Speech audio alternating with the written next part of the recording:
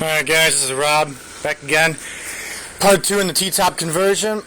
Like I said, the hardtop's already off. And then after you cut the other side, or cut these off, the metal from here, like I was telling you earlier, from the other side, this is pretty much what your finished product could look like. You still have your guides in here. That's what's basically going to sit there and hold in your weather stripping. These I actually got from a T-top car. You don't need them from a T-top car. You can actually cut down your ones from a hardtop. They'll still do the exact same thing. If you can get them from a T-top car, awesome. As far as the metal, when you cut it down, right up in here is the very front portion of the metal.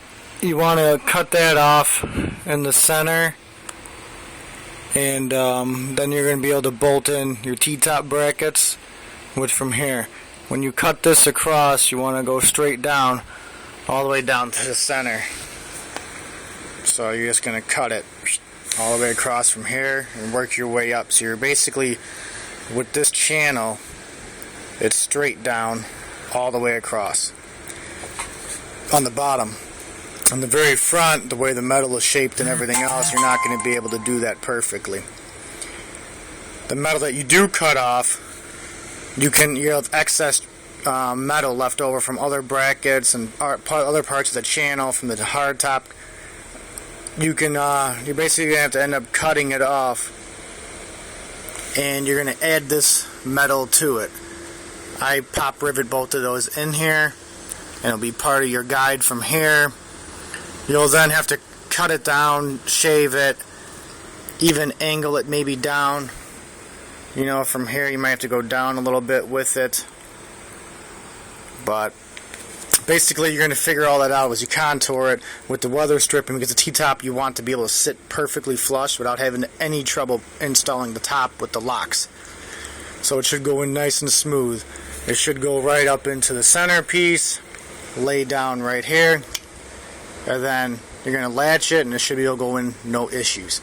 If it does go in with issues, sometimes it's your locks, they're not on center, or you're having to pull the T-top down because all this extra metal and everything is here and it's not flush the way it should be. So you just got to take a little bit more trim here and there, and in the front you have to do the exact same thing.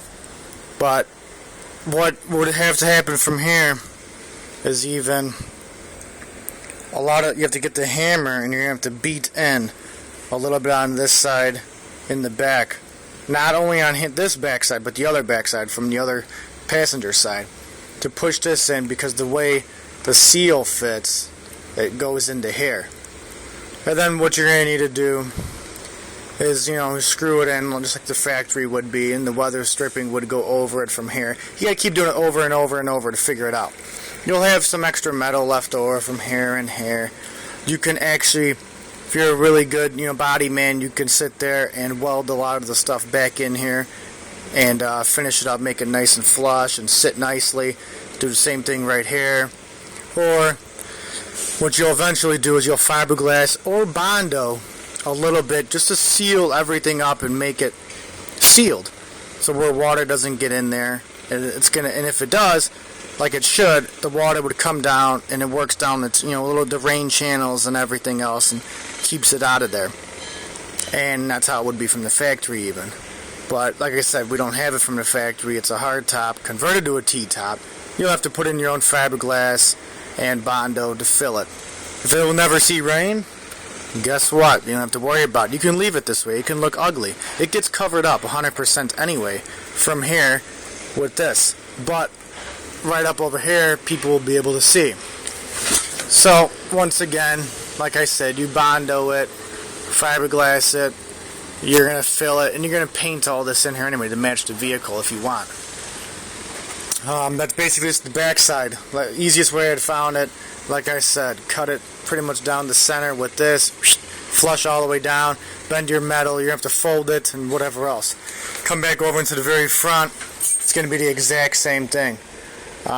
You're making a lot more metal on this side, the front, than you are there. And you can see how it starts off getting high and it gets lower and lower and lower. You can see my green marks even to get it lower. I do have to go a little bit lower on the very front. It's not the best yet. A lot of metal does get cut out. You'll even see from here, you get this fold here because it just gets cut out. The guides, once again, have to sit here and cut a little bit off to make it fit better. The weather stripping, it then fits right up into the glass itself, and it gets squeezed in there pretty well. Then it gets bolted down into here. But once you have to get everything perfect, it's going to be a lot more, I say, strenuous work in the front than it is in the back. And like I said, from here you're going to be doing a lot of cutting from all the way off here. Same thing in the front here. You'll cut it and it will basically slide right in this bracket after that. And the one thing you guys can't see from here, but there is a bottom section to this fiberglass piece, and I'll show it to you on the other, or on the steel piece on the inside. Show it to you over here as I walk through the inside of the car. This is the very, very, very bottom piece from here, and a lot of this is basically gonna get removed right here and pretty much all the way across. You can see possibly, yep, right here, pop rivet here, or spot weld here, here. Those all come off. You can either drill them out or you cut them off, however you want to do it. But this entire section here is actually going to come off. Once you get that off, you actually see the inside right there for the T-top. It's got it all there.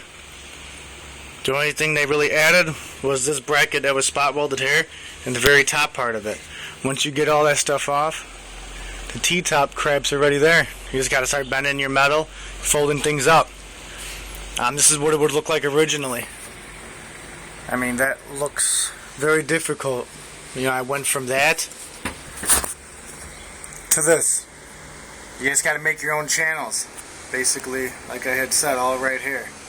These are your own channels you have to make on your own. Fold everything up with the metal. Everything else is already there. It's not that difficult, guys. I've only done a few of these.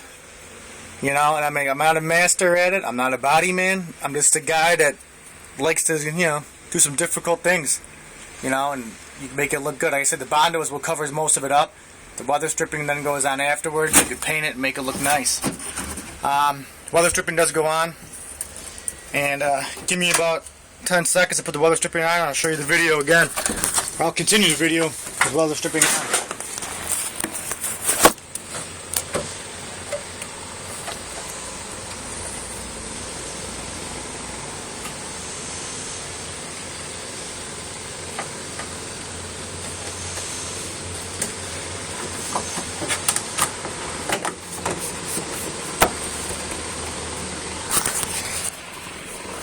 This is what the weather stripping on. Basically, like I said, it gets screwed in here. The weather stripping all fits. It's not screwed in yet, but you'll be able to see where this is at. Just gotta clean all that. Weather stripping's all the way on. This is from a T-top car, not a hardtop. Make sure you get a T-top. And then this, once you actually set it in there, it will fit nice and flush. You'll be able to screw it down. And we'll go in here. The T-top, guys, I actually could install on here right now, and it does fit. Not 100% perfect, but it does fit. I do got to pull it down a little bit, mainly because, as you can see a little bit here, with the gap here, this channel, I have to fix it a little bit, straighten it out, drop it, I'd say probably 1/16 of an inch, and you can see if I push on the weather stripping, what it does. It's mainly because there's a little bit of a gap. I got to close the gap on it. But the T-top does seal right here on both sides, front and rear, like it should. But got to fix it, make it look better. That's video number 2 of the conversion. I'll do a video 3 with the T-top installation, and you guys can at least see that from there.